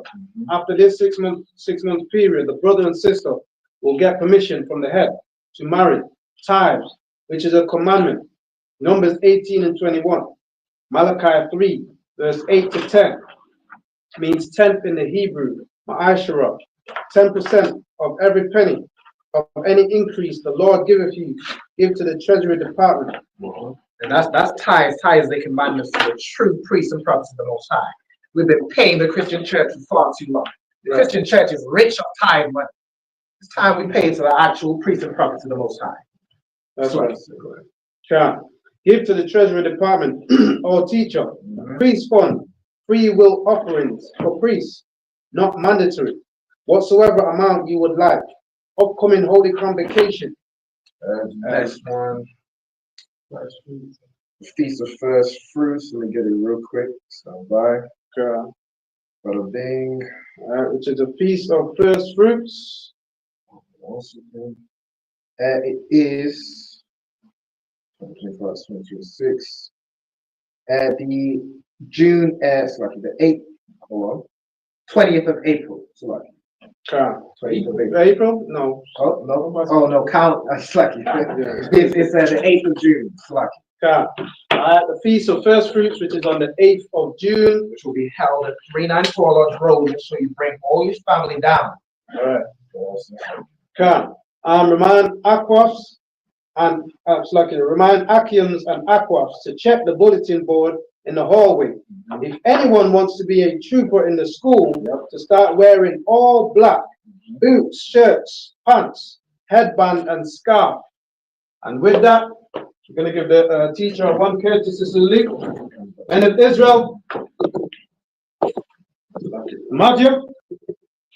So stand. Madhya Shabbat, Madhya, Barak. How about Hashem Yahushai Barakatah? How about Hashem Yahushai Barakatah? Yad Yamatah. Class dismissed.